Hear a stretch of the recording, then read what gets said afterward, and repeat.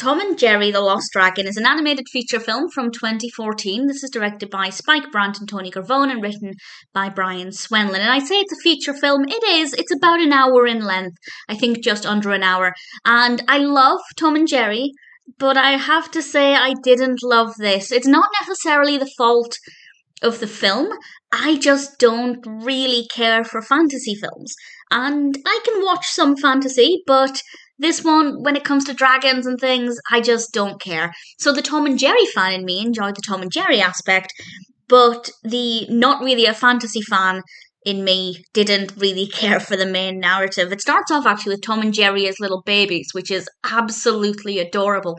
But for the majority of the film, they are fully grown characters, and they have to team up with this girl called Athena. She's voiced by Kelly Stables, and they have to try and get this baby dragon to its mother. But meanwhile, we have this evil character called Drizelda, and Drizelda is voiced by Vicki Lewis, who is definitely causing some problems. And it's a race against time as everybody's battling for different things, and we have this little dragon, and the fact that it's a baby dragon does mean it's very cute. Even though I don't care about dragon-based stories, the dragon in this is adorable, and I won't deny that. But the actual narrative itself, I just didn't really care for. But again, it's not really the fault of the film.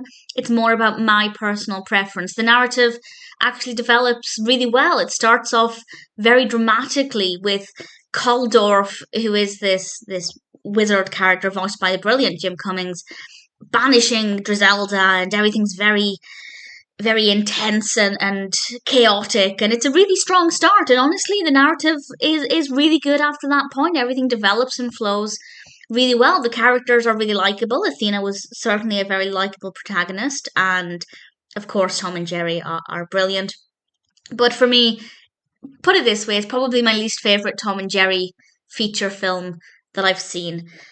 And I think I have maybe 4 or 5 more to watch. I'm not 100% sure, but there are a couple more.